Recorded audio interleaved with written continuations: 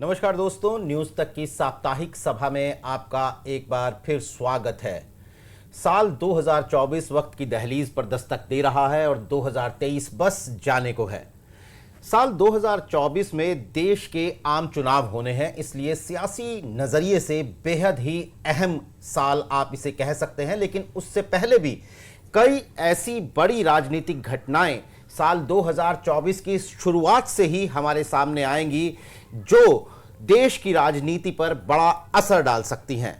इन राजनीतिक घटनाओं को समझने, उनका असर समझने, देश के आम चुनाव के हालात जानने और 7-8 राज्यों में जो विधानसभा चुनाव होने हैं उनमें क्या हो सकता है, इस पूरी सियासी तस्वीर को समझने के लिए हमारे साथ मौजूद हैं इंडिया टुडे ग्रुप के कंसल्टिंग एडिटर राजदीप सरदेसाई और तक समूह के मैनेजिंग एडिटर मिलिंद खांडेकर।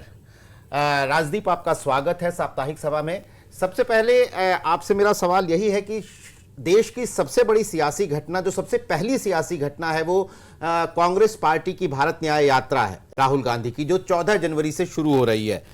ये विधानसभा चुनावों में कांग्रेस पार्टी की हार या तेलंगाना में जीत के बाद एक बड़ी कोशिश है जो आम चुनाव के लिए वो अपने प्रचार की नींव रखेंगे। आपको क्या लगता है कि भारत न्याय यात्रा का देश की सियासी तस्वीर पर क्या असर होने वाला है? नमस्कार। देखिए, भारत न्याय यात्रा जो है वो एक ऐसे समय निकल रही है जहां, जैसे आपने कहा, आम चुनाव होने हैं, लेकिन उसके एक हफ्ते बाद ही राम मंदिर का उद्घाटन होना है। यानी आप सोचिए कि 22 तारीख को आपके सामने दो तस्वीरें होंगी।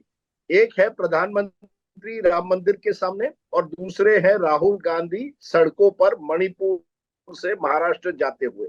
अब जबकि ये न्याय यात्रा शुरू हो रही है, कांग्रेस को लगता है कि जो भारत जोड़ो यात्रा है उससे थोड़ा उत्साह अपने काडर में बढ़ा था।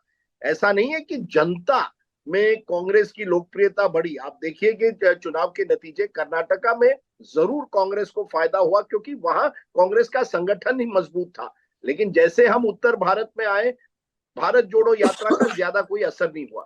अब लगता है कि न्याय यात्रा के जरिए कांग्रेस कम से कम अपने काडरों को उत्साहित करना चाहती है ताकि आम चुनाव में आप कम से कम टक्कर दे पाए। मैं बार बार ये कह रहा हूं, जब तक कांग्रेस जगेगी नहीं और बीजेपी को करीब 200 सीटें, जहां डायरेक्ट कॉन्टेस्ट है 180 से 200 सीटें, वहां कोई बदलाव नहीं आएगा, तब तक आप जानिए नरेंद्र मोदी को हराना ऑलमोस्ट नामुमकिन है।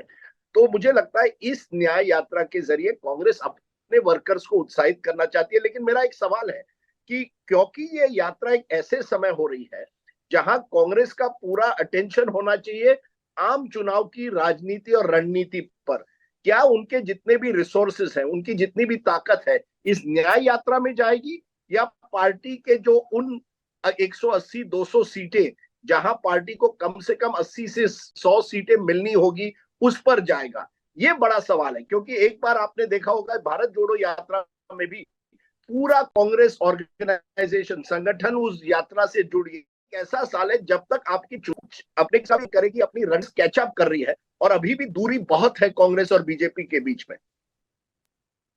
जी बिल्कुल। लगता है भारत न्याय यात्रा, कह सकते हैं कि कांग्रेस पार्टी की आम चुनाव से पहले स्लो गार्स की ये बैटिंग है, क्या मजबूत चुनौती दे पाएगी ये बैटिंग? नहीं, अभी ये स्लॉग ओवर की तो बात ही नहीं है। जो मनोबल है कांग्रेस पार्टी का, खास करके जो विधानसभा चुनाव में हार होने के बाद में, तो अभी तो ये अगर चुनाव में ये जीत हो जाती तब तो ये स्लॉग ओवर टाइप की बैटिंग कहलाती।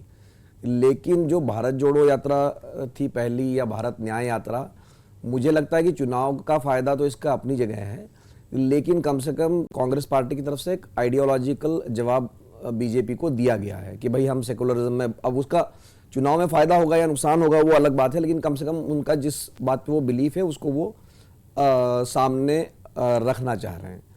तो ये यात्रा चुनाव के इतने करीब है कि इसका कोई, जैसे राजदीप ने कहा कि फोकस उनका और चीज़ों पे होना चाहिए, लेकिन अभी कम से कम अगर वो अपने कैडर को ही एड्रेस कर पाए, क्योंकि कैडर का मनोबल जब से विधानसभा चुनाव में हिंदी प्रदेशों में हार हुई है उससे बिल्कुल ऐसा लग रहा है कि वो बीजेपी को हरा ही नहीं सकते हैं। तो ये एक, अगर एक ऑल्टरनेट व्यू देकर कांग्रेस अपना कम से कम वोट शेयर ही इंप्रूव कर सकती है।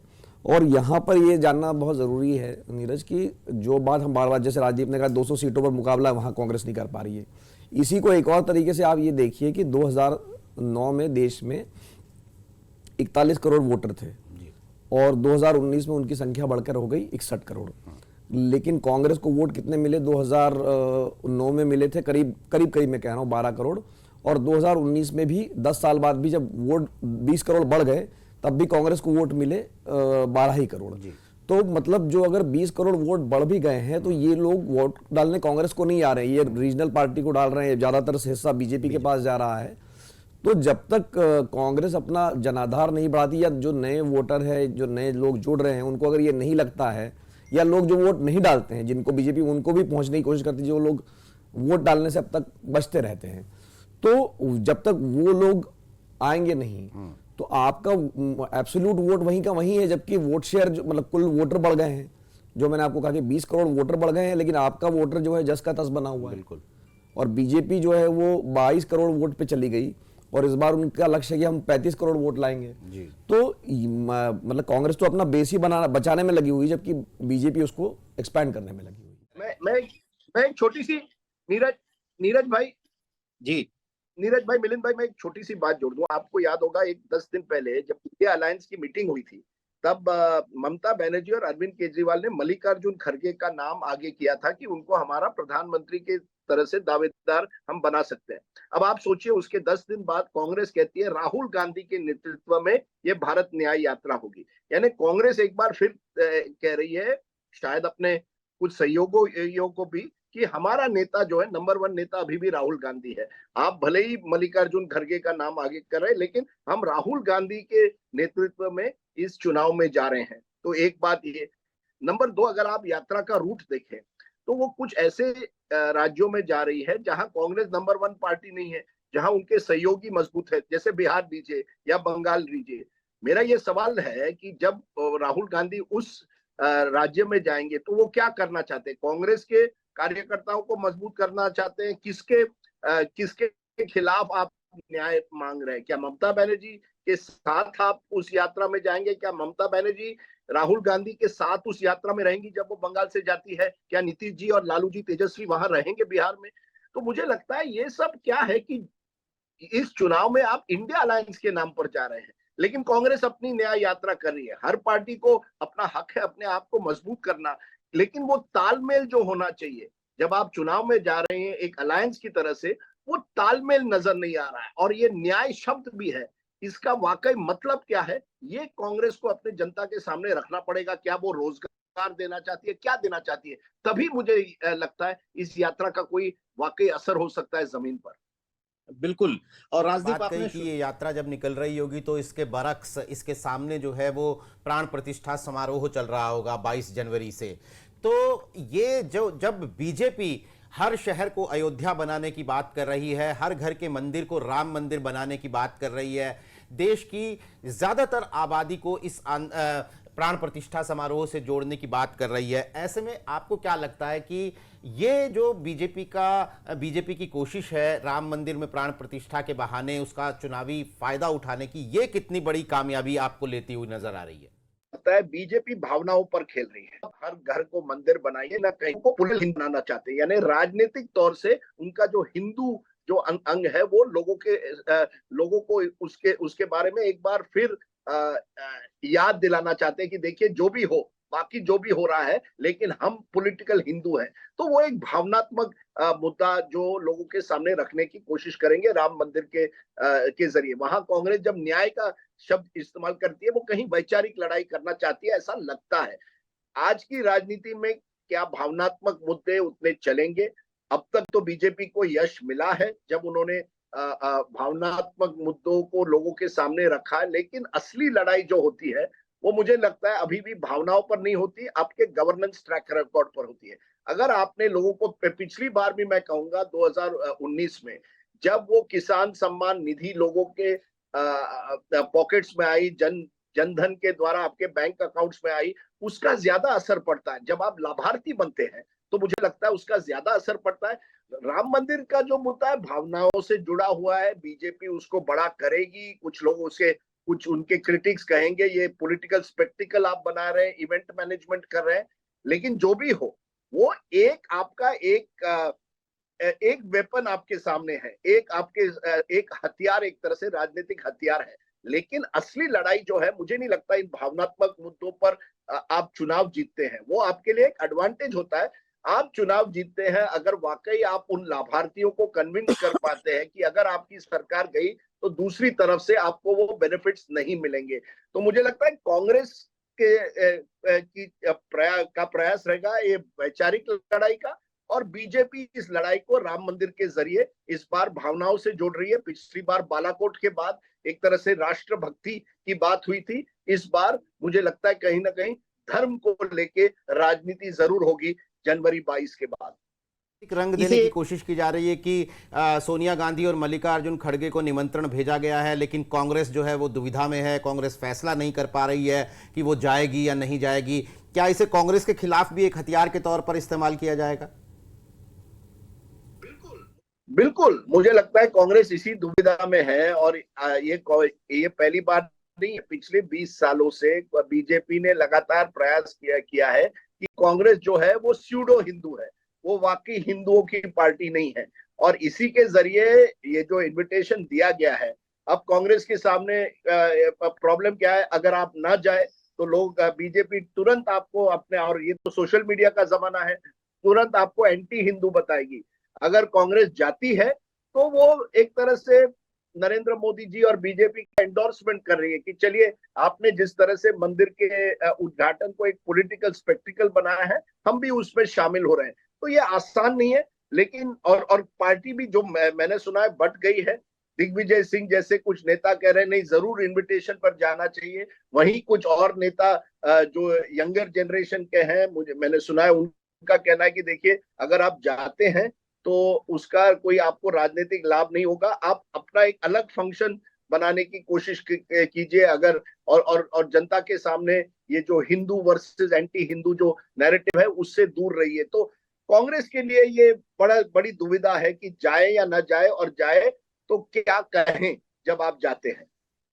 बिल्कुल, मिलिंद, प्राण प्रतिष्ठा समारोह कितनी बड़ी राजनीतिक घटना के तौर पर सामने आने वाला है? नहीं, देखिए, इसको बात यह है, भले राज्य जो कह रहे हैं कि चुनाव मुद्दों पे लड़ा जाता है, लेकिन भावना का भी उसमें एक तड़का रहता है। और ये हमने देखा जब बालाकोट की घटना होने के बाद में कैसे पिछली बार ये एकदम देशभक्ति का चुनाव हो गया था। तो इस दफा अगर आप देख रहे हैं कि जो आरएसएस है, वीएचपी है, वो कोई कसर नहीं छोड़ रहे कि हर घर तक ये बात पहुंचाई जाए कि राम मंदिर हमने बनाने का वादा किया था और वो बन रहा है। भले ही हम उसको, जैसे शादियों में जाकर आप चावल देते हैं, तो घर घर, हर घर में जाकर कार्यकर्ता लोगों को निमंत्रण दे रहे हैं। तो वो इसको एक देशव्यापी उत्सव बनाना चाहते हैं, और मुझे लगता है कि उसमें वो कामयाब भी रहेंगे, और इसका हिंदी भाषी प्रदेशों में फ़ायदा भी होगा। और फ़ायदा देखिए इस तरह से है कि ये जो बिलीवर है या जो समर्थक है बीजेपी के, उनकी आस्था और मजबूत होती है कि नहीं, जो हमारा विचार है या जो आरएसएस का विचार है या जो बीजेपी का विचार है, उसको वो पूरा कर रहे हैं। तो इस बात को वो रीइंफोर्स करने की जो कोशिश है वो बराबर से की जा रही है।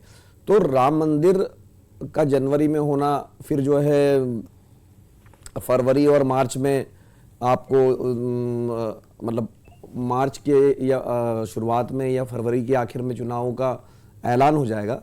तो कुल मिलाकर इसका हम ये नहीं कह सकते कि चुनाव पर खास करके हिंदी प्रदेशों में कोई असर नहीं पड़ेगा। असर पड़ेगा, और वो बीजेपी के लिए पॉजिटिव रहेगा, ऐसा मुझे लगता है। यानी सिर्फ सरकारी योजनाओं को अमली जामा पहनाने में ही मोदी की गारंटी नहीं है, आस्था के मोर्चे पे भी मोदी अपनी गारंटी पूरी कर रहे हैं। ये शायद इस बात को रीइंफोर्स करेगा, आप ये कह रहे हैं? जी, और अगर आप देखिए नीरज, तो ये हम पहले भी बातचीत कर चुके हैं कि प्रधानमंत्री ने बीजेपी के सांसदों को ये बात कही थी कि देखिए, वोट राम मंदिर के नाम पे नहीं मिलेंगे लोग, आप जैसे वोट मिलेंगे लाभार्थियों के नाम पर।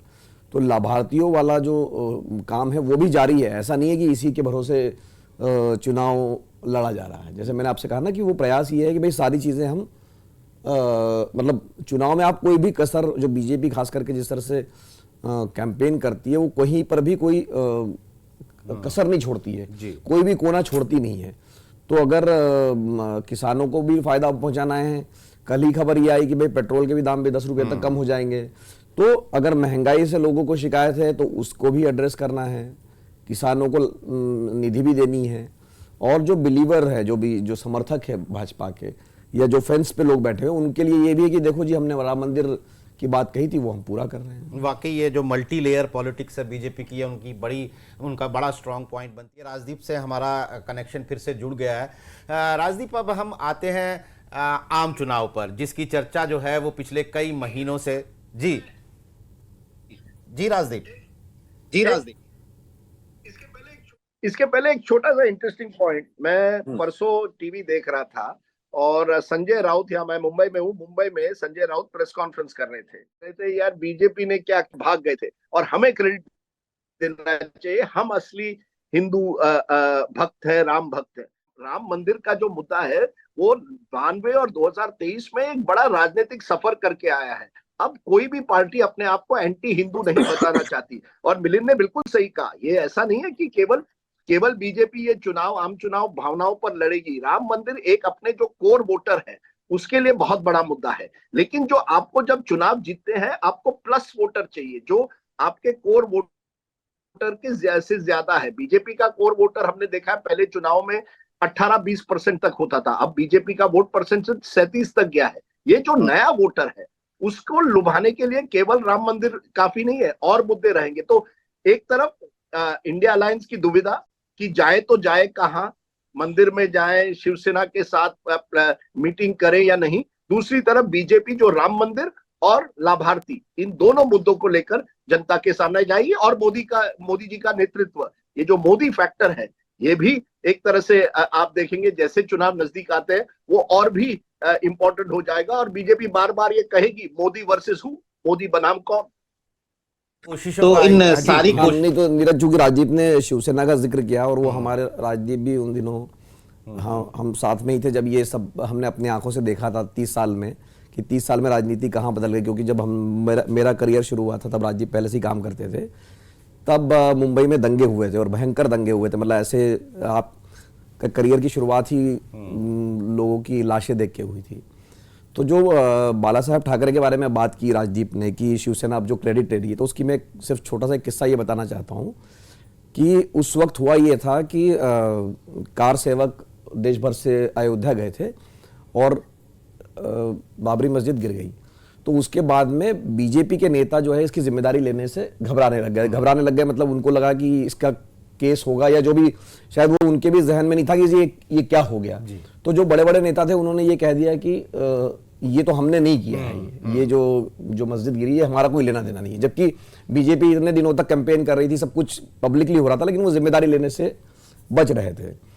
तो ऐसे वक्त पे बाला साहब ठाकरे ने अगले दिन, जो शायद 7 या 8 दिसंबर की बात होगी, सामना अखबार का जो एक हेडलाइन आई, उसमें ये लिखा कि हाँ, मेरे ही लड़के थे वो जिन्होंने मस्जिद को गिराया। अब इसमें मजे की बात ये थी कि उस समय चूंकि ट्रेनें वेनें रोक दी गई थी, तो लोगों का कहना था कि शिवसेना के लोग तो लखनऊ भी नहीं पहुंचे थे, मतलब अयोध्या तो छोड़ दीजिए। लेकिन वो एक पॉलिटिकल स्टेटमेंट करना चाहते थे, तो उन्होंने कह दिया कि चलो आप लोग नहीं ले रहे हो तो मैं कहता हूं कि मेरे लड़कों ने ये मस्जिद गिराई है।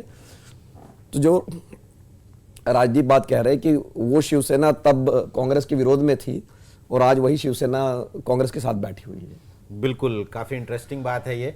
तो चुनाव प्रचार की सारी नदियों को जाकर तो चुनावों के समंदर में ही मिलना होता है, इसलिए अब हम चुनाव की बात कर लेते हैं। राजदीप, मुझे लगता है कि 70 से 80 दिन बचे हैं जब देश में आम चुनाव की घोषणा हो जाएगी। तो अभी तक के जो ओपिनियन पोल्स हमारे सामने आ रहे हैं, पिछले 20-25 दिनों में आए हैं, वो तो बीजेपी को बम्पर जीत दिखा रहे हैं। और उत्तर भारत में कम से कम बीजेपी ने विधानसभा में भी एक जबरदस्त जीत हासिल की है। ऐसी सूरत में आपको आम चुनावों में क्या होता हुआ नजर आ रहा है राजदीप? तो बीजेपी बिल्कुल तैयार है। देखिए, ये बड़ी इंटरेस्टिंग बात है, करीब 160 सीटें हैं जहां बीजेपी नंबर 2 या 3 आई थी लास्ट टाइम। उन सीटों पर उन्होंने केंद्रीय मंत्री लगाए हैं, जिनको कहा गया है करीब 3 कंस्टिट्यूंसीज के लिए एक केंद्र मंत्री, जो लगातार पिछले 1 साल में विस्तारकों से, बूथ प्रचारक से, शक्ति केंद्र के लोगों से मिलकर एक तरह से मजबूत रणनीति बना रहा है। आप सोचिए, बारामती जैसी जगह महाराष्ट्र में, जो शरद पवार का गढ़ है, जहां उनकी बेटी सुप्रिया सुले लड़ी थी, वहां निर्मला सीतारमण को भेजा है कि आप सुपरवाइज कीजिए और देखिए कि क्या मजबूत, कैसे हम हमारी स्थिति मजबूत कर सकते हैं। और यहाँ ऐसी चर्चा अब है कि या तो अजीत पवार के बेटे या उनकी पत्नी सुप्रिया सुले के सामने लड़ सकती है। तो आप सोचिए, बीजेपी ने अपनी माइक्रो मैनेजमेंट तैयार कर ली है, कांग्रेस ने उस तरह की माइक्रो मैनेजमेंट नहीं की है, और यही कांग्रेस की कमजोरी रह सकती है। नहीं, बीजेपी तो पर भी किसी को नहीं देना चाहती है। हम 2019 में अमेठी की सीट पे इसकी मिसाल देख चुके हैं। बिल्कुल नहीं, वही तो जो पिछली बार अमेठी में हुआ था नीरज, इस बार शायद बीजेपी कोशिश कर रही है कि बारामती में हो। हालांकि अजीत पवार की फैमिली नहीं चाहती है कि ये पारिवारिक वॉर इस तरह से हो। वो चाहती है कि बीजेपी का कैंडिडेट रहे, वो उसे समर्थन दे, क्योंकि जब एनसीपी अजीत पवार की पत्नी या उनके बेटे पार्थ जो पिछली बार हारे थे, अगर वो सुप्रिया सुले के सामने आ जाए तो ये पूरा परिवार डिवाइड हो जाएगा।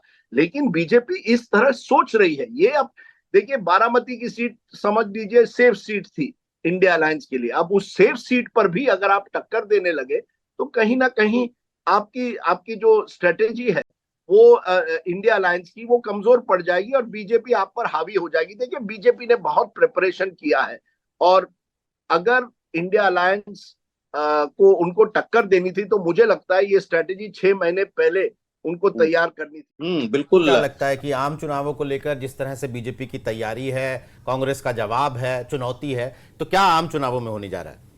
नहीं, देखिए, अगर आपको ये कहेगा कि कांग्रेस को बहुमत मिल जाएगा या इंडिया अलायंस को बहुमत मिल जाएगा, तो ये तो अभी ऐसा कहीं दूर दूर तक नज़र नहीं आता है। जो बेस्ट केस सिनेरियो ऑपोजिशन के लिए लग रहा था कि वो कहीं ना कहीं एनडीए अलायंस को बहुमत से पास जाके रोक ले, लेकिन खास करके विधानसभा चुनाव के परिणाम के बाद जिस तरह से हवा बनाई है बीजेपी ने या बनी है, उसके बाद में अब ये कि अब इस बात की बात हो रही है कि भाई कितने पर आप, मतलब कांग्रेस अधिकतम कहाँ तक जा सकती है और बीजेपी को आप कहाँ तक रोक सकते हो।